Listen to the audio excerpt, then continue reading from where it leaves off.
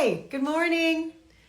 Good morning. Hope you guys are joining. I'm super excited for my guest today. I'll tell you more about her when she gets on. Her name is Cara Natterson, and she is just mind-blowing pediatrician and author, and I'll tell you more. But hold on. First, I want to add her. Here we go.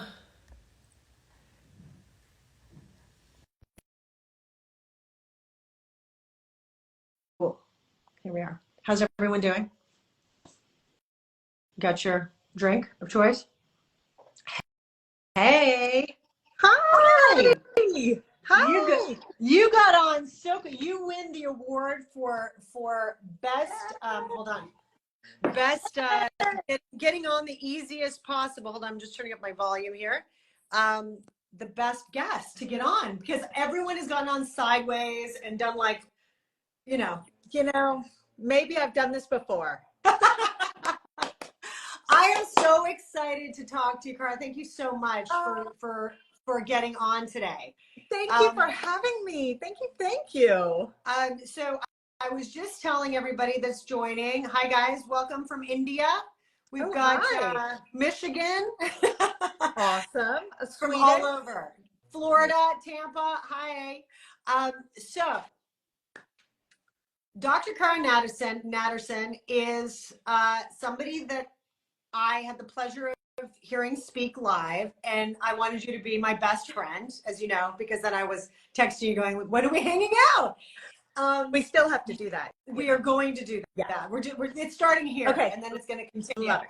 But you blew my mind. First of all, you are, a pediatrician for how many years you were? Well, I became a pediatrician in 1997, so it's been a minute. Okay. It's been a minute. And now you are an author of many things, but most recently it's This Is So Awkward, incredible book about puberty, and many things actually, because there's like not even enough time today to talk about all the things I want to ask you. And then also now you have your podcast, which you have had, but now it's also called This Is So Awkward, right? As of yesterday, you are on it. We rebranded it yesterday. It's called This Is So Awkward, and we relaunched our whole website, which is called lessawkward.com. And we actually have started to compile all of our content into a membership that is going live this week. The Less Awkward membership. So anyone who cares about a kid between 8 and 18, they can be your child, but they don't have to be. They might be a grandchild. You might be a coach, a mentor, a teacher, a health educator, a healthcare provider. Right. You can get all of this information as a member of the community. So questions that you have at 3 in the morning that are keeping you up, now there's a reliable place to go. I'm so glad you say that, because as I was thinking about this today, I thought, there's a lot of my community that do not have children, a lot of young people, but I sort of feel like there's people that are going into healthcare and people that do have younger siblings or, will one day have children, and we have all been through puberty. So we can all relate on some level. Right. And actually I dressed for the occasion. So I'm wearing my daughter's oversized hoodie. Nice. which seems to be the the outfit of all teenagers today, no matter 8 or 18. It's all about the hoodie. It is. I'm not gonna lie, I have inspo for my kids as well. Hoodie is my favorite go-to item. Yes. It is comfortable. I must say, kind of like I've adopted it, and there's days where I do take on the whole, big sweats and hoodie, and I feel very comfortable in it. So, I agree. It's better that than some skin tight little, I was going to say, breasts that we can't get ourselves into. Yeah, I have not adopted the crop top. No. They can have that, but the hoodie, bring it. The hoodie, bring it.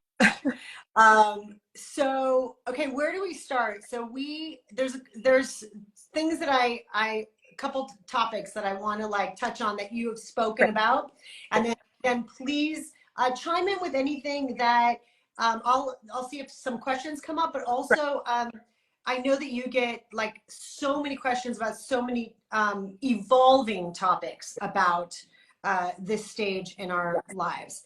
And so I have, as you know, my daughter, like your son, is a senior in high school. So we kind of went through that. And you have an older son as well, right? I have an A older daughter who's off at college. Yep. Great. Okay.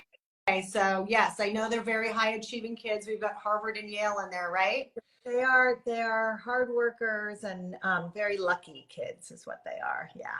Well, and then I do want to ask you about that afterward, which is just like, what's that little motivating thing? So I do have a question about that. You got it. But besides that, yeah, so I have Lucia, which is going off. So I feel super accomplished as a parent because I do feel that I survived having a teenage girl because I only have one. I'm not going to go through it again, but I'm here to volunteer for anybody that might need any sort of, place to vent or whatever, because I do feel like I earned some kind of a degree by going through it. And then now I have a 13-year-old son. And so I feel like I'm kind of restarting that process again with a different gender and a different child and figuring out what that's going to look like as well. And also a lot happens in these 4 years in terms of culturally, things have also shifted. Yes. I mean, there's more, right? I will say it's so interesting, the framing. When my first child was born and it was a daughter, I thought, oh, poor thing. This is how adolescence is going to look for her. And I didn't have a pretty idea of it.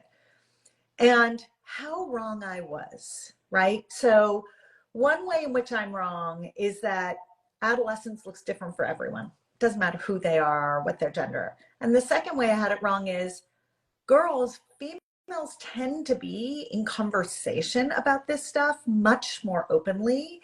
And so they get to work through a lot of their awkwardness, a lot of their worries, a lot of their concerns.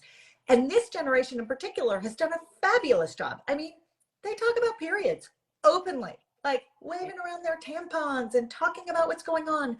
That is progress. And when I look at my son, he falls into a category of kids who, and some of it's personality and some of it's probably gender, where he does not talk as much. And he and his friends talk openly about some things, but not about the same types of things, not about their bodies, not about their worries in the same way. And I've started to really rethink my sort of worries about puberty. And I'm like, I had that backwards. Actually, it's a little harder. I mean, it's not a competition. It's awkward for everyone, but it's a little harder for the kids who don't engage in conversation than it is for the kids who do.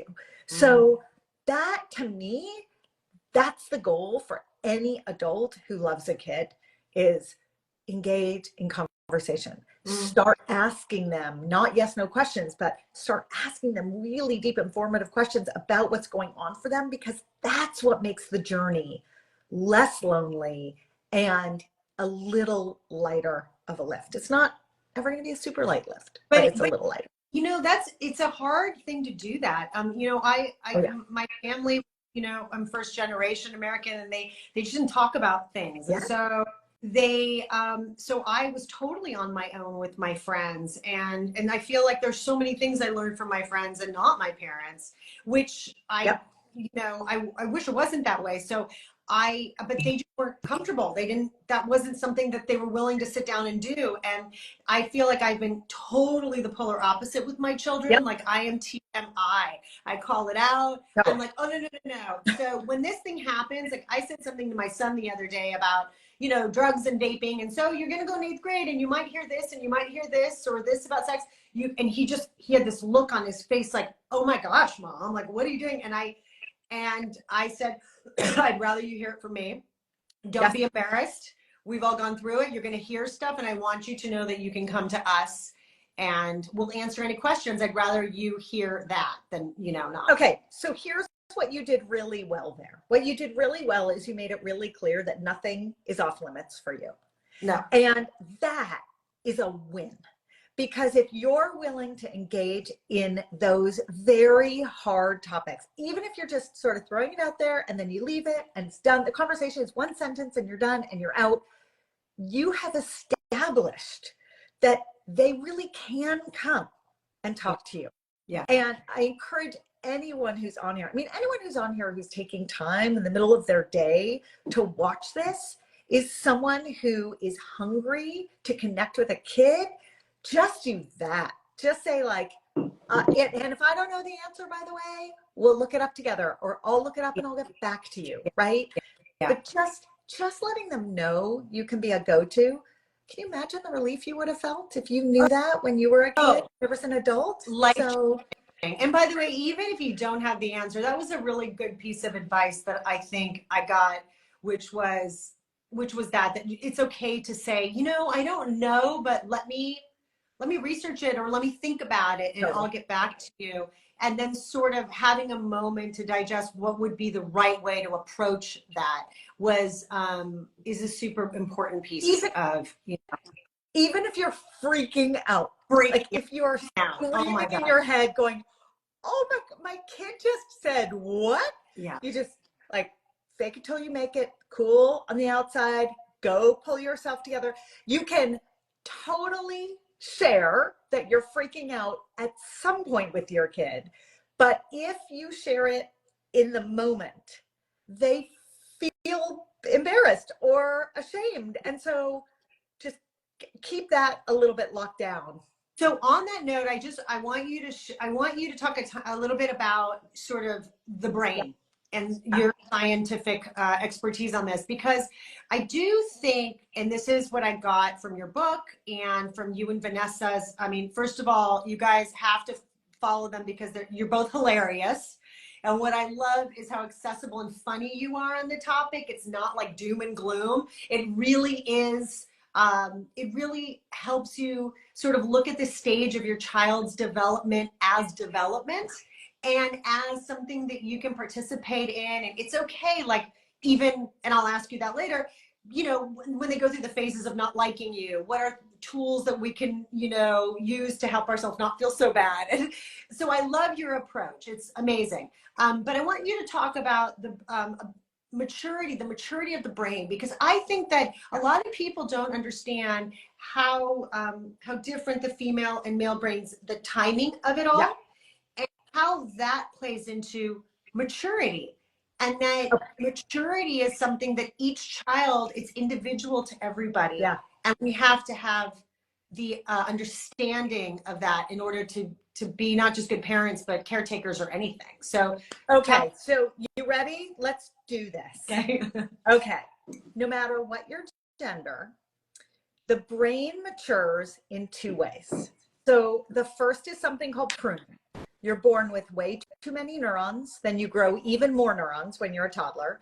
And then for the rest of your life, the brain is pruning down. It is getting rid of neurons that you don't use and keeping the ones you use. Like a tree gets pruned, your brain gets pruned. That's one way your brain matures. And that happens through your whole life. The second way your brain matures is something called myelination. So myelin is the insulation layer that covers the neurons in your brain. It's like, here, I'm going to hold up my phone charger, right? My phone charger. It has this plastic coating, and inside is a wire. So a naked wire, the message can get sent and sort of weakened as it's sent because it just sort of, it's not insulated. It's not an efficient way of sending a message. An insulated wire can send a message really, really quickly. Your brain insulates itself between birth and the age of 28, 29, 30. It takes almost till you're 30 in order for all the myelin to grow all over your brain. Crazy. That's so crazy. Right? And it myelinates from the bottom to the top and from the inside out. So when a kid is about 10 or 11 or 12, their myelin has made it about halfway up and halfway out. That part of the brain, which is myelinated, is the emotional center of the brain. It's called the limbic system. There are a bunch of different structures in there. And that's the part that can send and receive signals the fastest when you're a tween and a teen. The part that is not mature is the part all the way out here, the prefrontal cortex. That's the part that makes the really smart long-term consequential decisions. So now there's an imbalance. The emotional brain is mature and the smart consequential brain is not. Okay, that explains your teen years, right? That's why we make impulsive decisions and bad decisions, because our brains are wired to do things that feel good but aren't necessarily going to help us in the long run. Okay. Now you add in the sex hormones. So for people who have estrogen and progesterone coursing through their bodies, because females who have ovaries make estrogen and progesterone, and those hormones are in charge of puberty. Those hormones go up to the brain and they change the way the brain, the neurons in the brain work together. They change the way you feel. They change your moods. Meanwhile, if you've got testicles, you're making testosterone. And that hormone goes up to your brain, and that changes the way the neurons fire, and that changes the way you feel. So now you put it all together, and you've got these tweens and teens and 20-somethings, and they have these developing brains that are about halfway cooked, and they are soaked in hormone that is changing the way it feels. That, Sasha, is what you're seeing. That's what you're living in your house. Those are the age differences we see and the gender differences we see with brain development. At my daughter's school, they had a wonderful sort of example. They would put this jar of glitter and they'd shake it up and they'd say, this is your child's brain right now. So like when a parent was freaking out that something was going on with their kid, they'd be like, just take it easy. This is their brain. That's right. That always stuck with me because I thought it really mattered to kind of think about, we often sort of go, oh my goodness, I'm failing at this right now. I'm not being a good parent. I totally messed this up. I don't understand this. And we go through, which I think you've talked about before, we start to relive our own puberty, but it's not our puberty. We went through it. It's our kids. Okay. So important because we carry the battle scars of our own puberty, right? Like if I say, think about your own puberty, you're going to not flash back to the warm, fuzzy, happy memory. The first thing you're going to flash back to is the most traumatic, most awkward, right? The thing that you're like, puberty. That we got to let that go. Okay. Yeah. We've got to leave that at the door. We're not reliving and rewriting our own adolescence. We're helping our kids. We're helping the kids in our lives who we love and care about. Yeah, that's super important because I think if there's anything that I see parents around me that everyone does that, particularly for some reason. Well, I've seen men do it with their sons, but I've also seen moms do it. And that folds into a little bit of a topic I want to talk to you about, which is you talked a lot about, I've heard you talk about how, and I don't want to like spend too much time on social media, but it's really about technology and also the information that all these kids are getting, how that is affecting that we're deriving and kids are deriving their sense of self and validation, everything from strangers, right? From people that don't know them, whether that's hypersexualization or everything else. But one of the things that I feel that folds into this question is that, which is that if we as a parent like went through school and we were not, the homecoming queen or whatever, it's like we're super excited if our daughter looks like she could be, and we're pushing our kids towards an image of something, or not even just the image of an identity of something that's not who they are. And so not only does a child in today's environment, in today's world, have that parental pressure, which always exists, but they also have a societal pressure, which is on a hyper level now that it has never been on. Like there's always been. That's it. But this is now like pumped up, and we wonder why the kids' brains are just like imploding. It has to quiet down. And so that's right. Anyway, so and I'm going to add to your scenario. So you're exactly right. Like there are parental expectations and pressures. There are friend expectations and pressures that have always existed.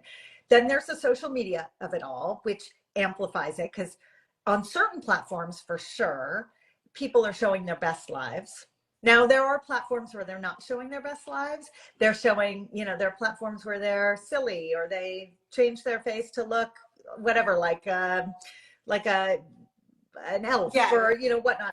There's a sort of innocence about that. There's something sort of fun and irreverent about that. But I want to add one piece to it, which is it's 24/7. So when we were growing up, the pressures that we felt were really Monday through Friday from 8 to 3. It was school based. And maybe after school, as we got older, there were pieces that sort of factored in. But as we sort of have evolved this technology and as social media has really grown to become a massive part of the adolescent experience, what it has done is it has taken this social world to a 24/7 scenario. And that's exhausting. Exhausting. It's exhausting. And if there's one piece of advice I can give every single person who's listening, and this is for kids in your life, but it's also for you, put your devices away at night. 100%. Because that's the only way you can give yourself a break. It's so hard otherwise. And these kids, I mean, can you imagine what it's like growing up with that input coming in constantly? Yeah. No, it's too much. When we gave our daughter her phone, which was both our kids got it at 13, we both of them have to plug it into our room, so there's no access for sure by a certain time. And I remember when our daughter, so she was in 8th grade, and her plug-in time was, let's say, 8:30. Like it was early, 9 maybe. I don't even think so, because she needed like a little bit of like wind down time. A lot of friends did not have those guardrails, and often they would stay up till 11 or whatever. And I thought, how does a child function staring at that and then trying to go to sleep and then waking up at 6:37? It's like too much. I mean, I'm exhausted, and I'm not a child. There are a lot of studies that show that kids actually don't sleep as well or as deeply when there's a device in their room. By the way, it doesn't have to be a phone. It can be a laptop. It can be an iPad. It can be anything. So, but the same data applies to you and me. We don't sleep as well when devices are in our room. So that is a great strategy, is like picking a time and logging off. You are going to hear from the kids in your life, it's not fair. Everyone is doing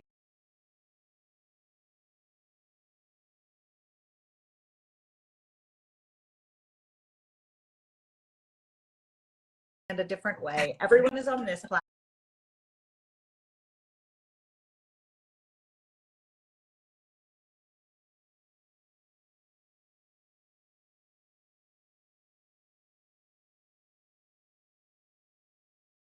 Everyone is that. And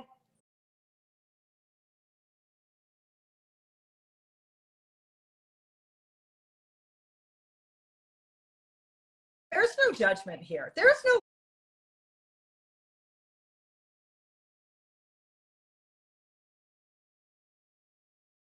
room for judgment here. It's like, you've got to do what's right for you and for the kids in your life.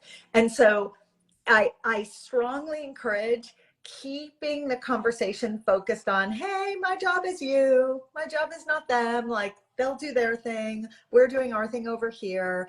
That's the only way really to raise non-judgmental kids as well, is if we model it from our own homes or our own spaces where we share time with these kids.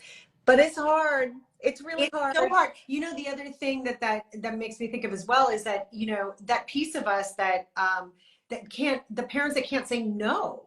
Like, you can't say no to taking the phone away and putting it in another room, or you can't say no to your child walking out of the house wearing something that you sort of think is like, okay, maybe that's not appropriate for this occasion, you know? And by the way, that could be my son. The other day, we were going to a really nice dinner with the family, and I was like, yeah, it's not like a hoodie and jeans occasion. Like, I actually think I'd like for you to wear a polo or a button, something just like like there are different occasions for things. So that's our rule.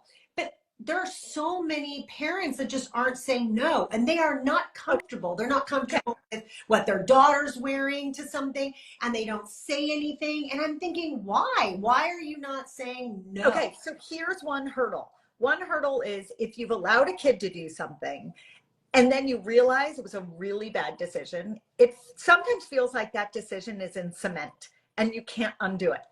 I'm here to tell you, you can take a do-over on anything. 100%. On anything.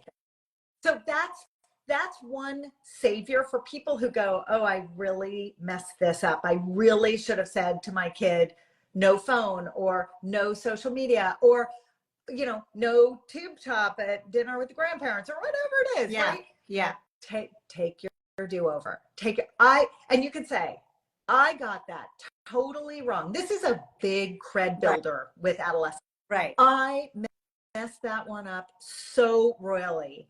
Sorry, gonna take a do-over, trying it again a different way. Let's see how this goes. And you know what? That also helps them see, everyone always says to kids like, failure is so important and you should fail. That's the only way you learn. And then we don't let them fail. Well, if we model that we screwed it up and that we have failed in some decisions that we've made for them, that is the surest way to show them they can absolutely fail and it is fine and recoverable. Yeah, Cara, I love that. You know, somebody just wrote, wellness and self-care tools are needed for families too. And I really, but I agree with you. I very often, when I was in my teens, I do remember what bugged me the most was being lied to or like gaslit in a way that not on purpose, but like,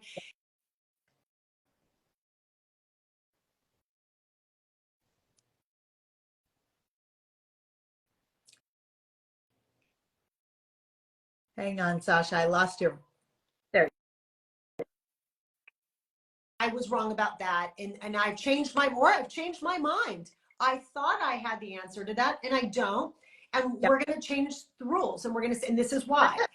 I did that all the time. And I continue to do that because I don't think that I'm like, you know, the queen of parenting. I don't know everything. And so often there's something that happens and I say, you know what, now that I've thought about it, I feel more comfortable with this. And I'm sorry, I don't agree with that, but this is what it's going to be. I have a good modern day example. So AI, okay?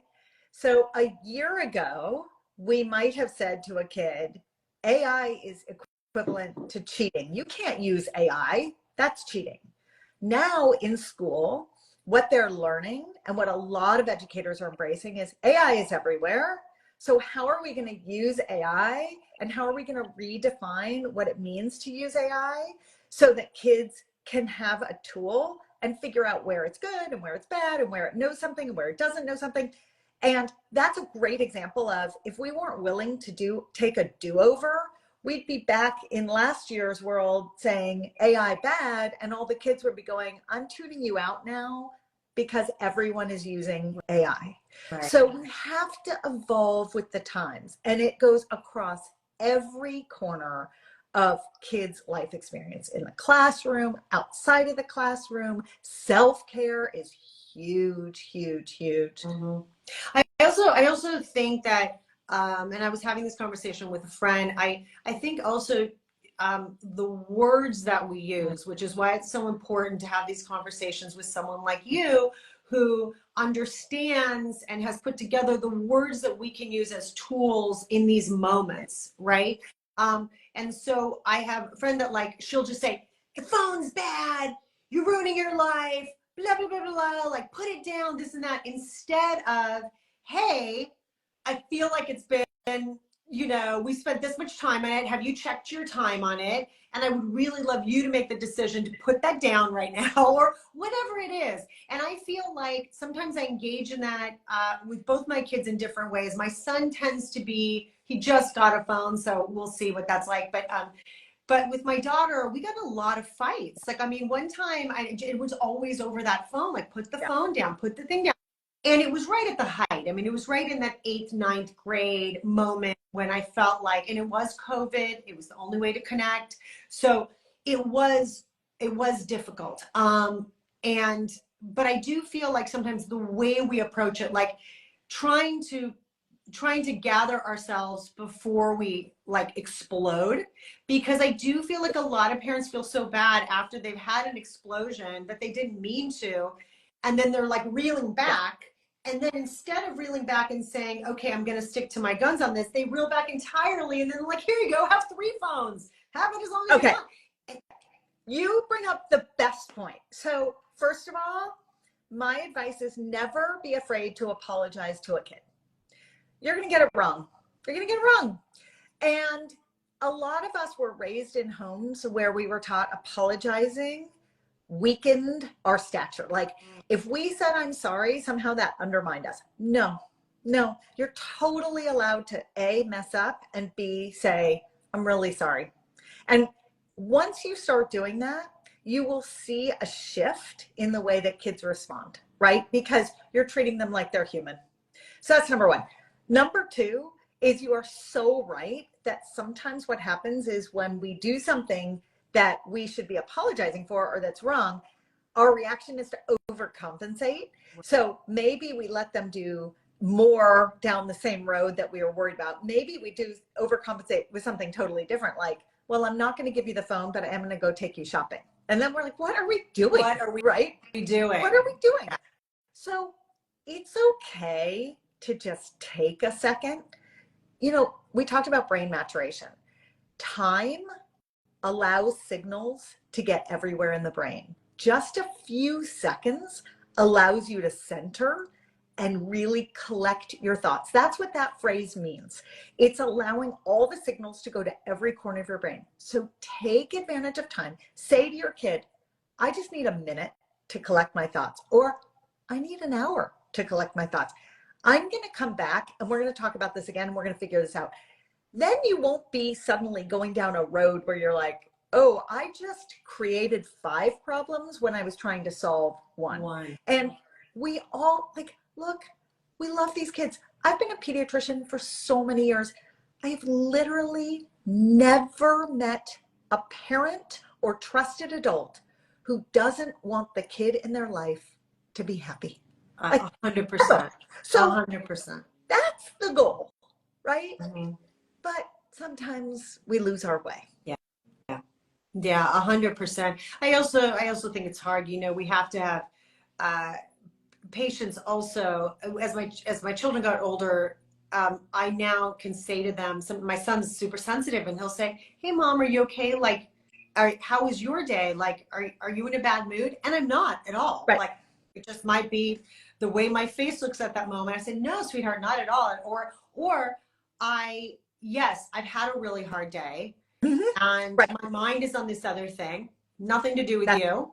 So sorry that you're feeling that, but wow, how great that you're so sensitive, and thank you for checking in. Like, how cool is that? It's you know, so cool actually to have that dynamic and to be raising someone or engaged in life with someone who can then take that and reflect it other places and check in with other people about their feelings. Like, isn't that everything? It's everything, you know. And also I think it's so important to also tell our children that it's like not everything is about them. Like, we think everybody's feelings are about them, and I'm seeing parents who their child has a problem in school and they make it about them. And I've had to say to friends, this isn't about you. You know, you're not actually in school with them seeing what's really going on.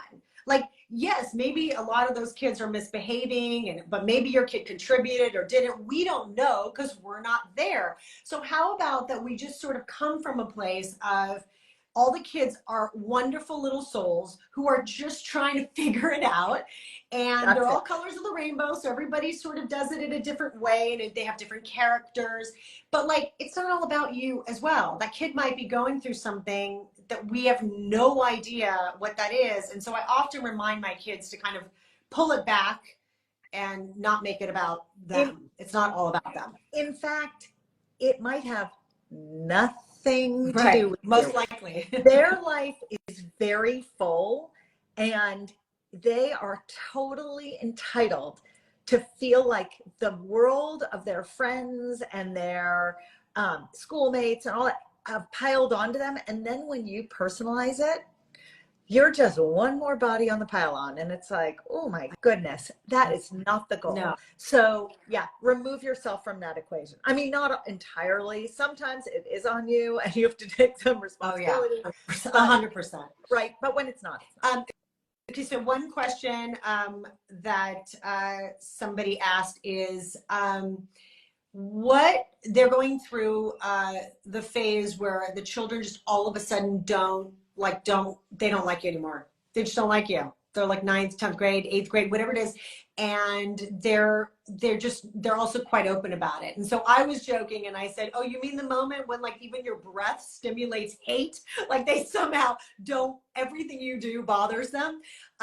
How do we manage that and not feel terrible about ourselves? I find the question hilarious because you're like, what if? And I'm just here to tell you it's 100% going to happen to everyone. Okay. I mean, that's part of the process of them growing up.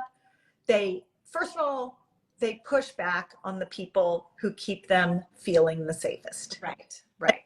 Just think about that for a second. The people in your life who make you feel like you are safe with them are the people with whom you can let down and be real.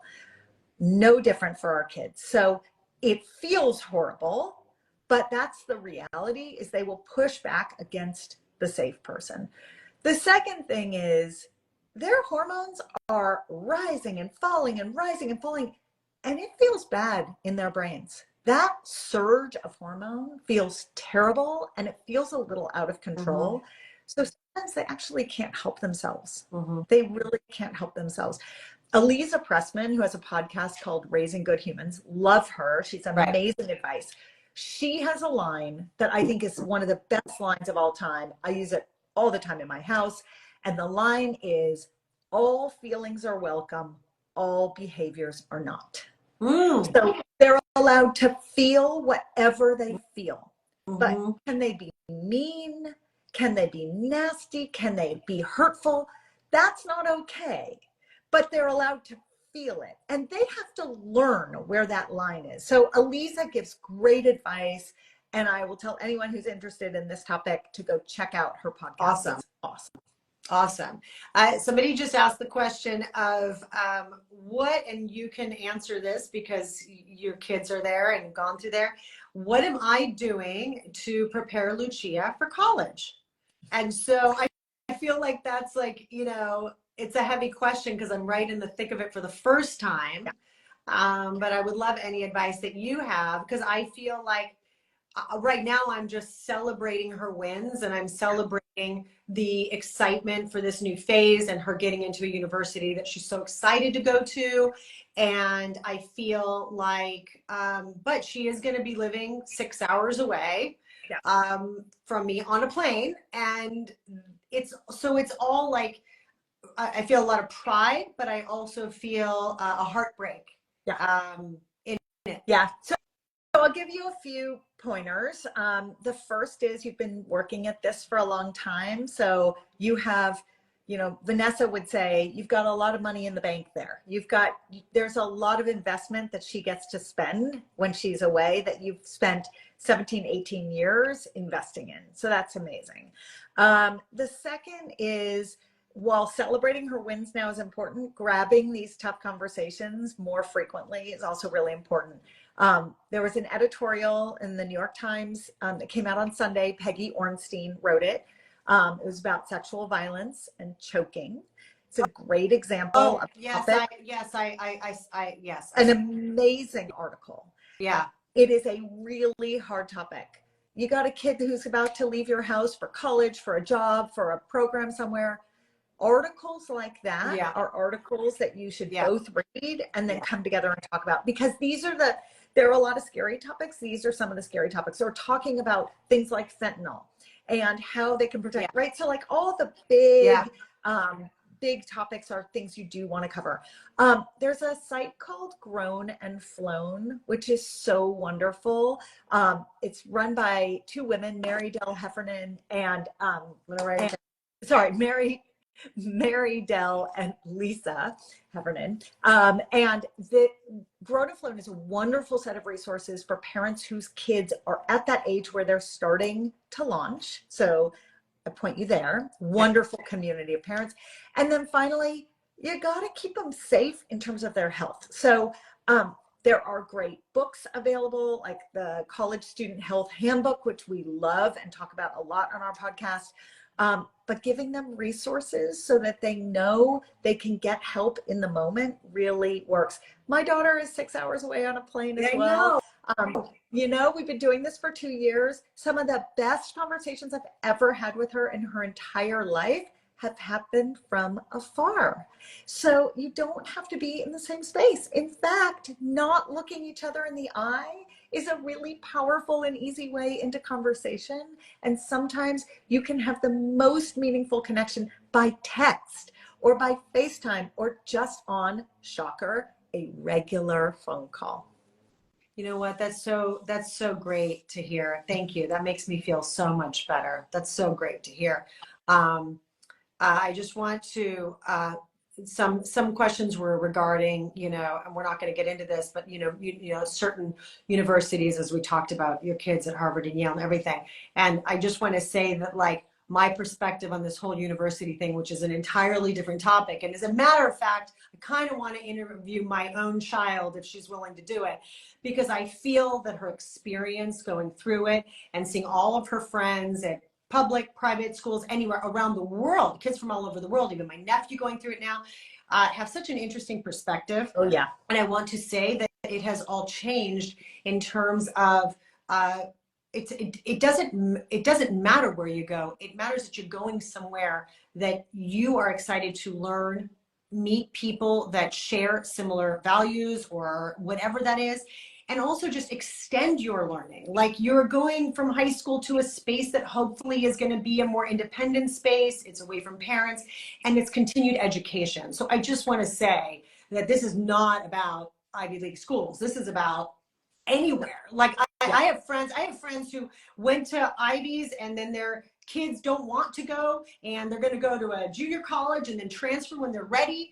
And I personally told my child to apply to all European schools because I was like, I don't know what's going to happen here, but go apply. And I just want you to enjoy your life and I want you to continue to learn. So whatever that is for you individually, you know. Yeah, I think the world has somehow made college a destination. Mm. It is not. It is a step on the path, and it's a step on the path for some. There are a lot of people who take a totally different path. So if we can all lower the stakes here and we can all make it about the journey of their life, I think it's much healthier for them. It's certainly healthier for us, but it requires a commitment by everyone, by the educators, by the colleges, by the kids, and by the parents, to just take a breath. And like, it's really, because we are in a mental health emergency right now. 100%. This is not helpful. No. This is not helpful. No. So there are lots of wonderful paths, and none of them are straight lines. No, none of them. No matter how direct you think your kid is going, oh, they're doing this and they're going to be this major and they're going to get this job.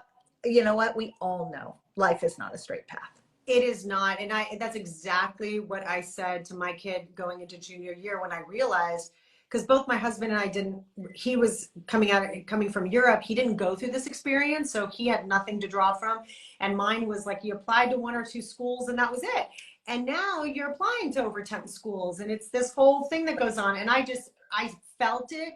And the only thing that mattered was her mental health to me. And I said, whoa, we are not participating in that game. Yeah. That is a game that has I don't know what that is. It's far too much pressure for an entire year and a half, potentially 2 years of your life, of your childhood, for something that it doesn't, you know, just because you go, I've seen so many kids go somewhere and then they're unhappy and they change. Yeah. So who knows, right? All we care about is, if you know, to like come full circle on the conversation, if their brains aren't done developing until they're in their late 20s, almost 30, well, then they're just in progress when all this is happening.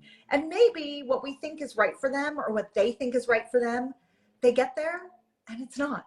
Okay, you know, Yeah. things change. So a lot of permission to take do-overs in every direction. Keep conversations open. This is, you know, the relationship between an adult and a child doesn't go away when that child becomes a young adult. It just changes. It just morphs. And that's the goal. And back to what you said, communication, listening, and all that continues, right? I mean, it doesn't stop. We're doing it now. I'm literally doing these conversations because yes, I'm constantly having interesting, you know, conversations with people that I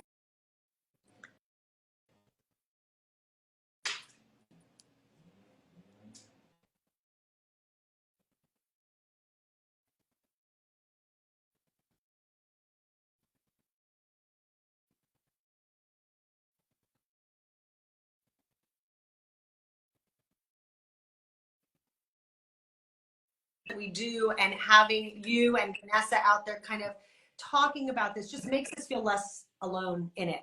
And so thank you so much. Like, I could talk to you all day, and I will call you later with another question. yeah. We'll do this again soon. But thank you so much, and I'm glad to see you out there. You guys have just been like, you know, I'm so glad that people are getting exposed more and more to everything that you're talking about. And so listen to our podcast. This is so awkward.